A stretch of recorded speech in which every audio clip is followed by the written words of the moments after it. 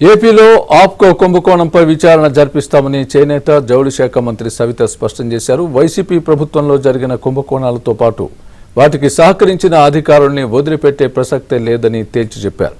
Enquiry వేసి దోషుల్ని శిక్షిస్తామని హెచ్చరించారు. కృష్ణా జిల్లా గూడూరు మండలం పోలవరంలో చేనేత కార్మికులతో మంత్రి సవిత మాట్లాడారు. చేనేత సహకార సంఘాల గోదాముల్లో నేసిన వస్త్రాలను పరిశీలించారు. చేనేత సంఘాలను ప్రక్షాళన చేస్తామని అన్నారు. చేనేత కార్మిక సంఘాలను బలోపేతం చేస్తామని చెప్పారు. వారి సమస్యల్ని పరిష్కరిస్తామని మంత్రి హామీ ఇచ్చారు. ఖచ్చితంగా సహకార సంఘాలకి రావాల్సిన పాత బాకీలు కూడా చెల్లిస్తాం. అదే విధంగా వాళ్ళకి ఏవైతే అవసరమో ముడి సరుకులు కావచ్చు, వాళ్ళకి కావాల్సిన సబ్సిడీస్, అదే విధంగా ఇంకా వాళ్ళకి డిజైన్ మార్చి ఏ విధంగా వాళ్ళకి ఏం అవసరమో వాళ్ళు ఉత్పత్తి చేసిన వస్తువులు కూడా ఏ విధంగా అయితే మేము మార్కెటింగ్ చేయగలము. మార్కెటింగ్ కూడా చాలా ఇంపార్టెంట్.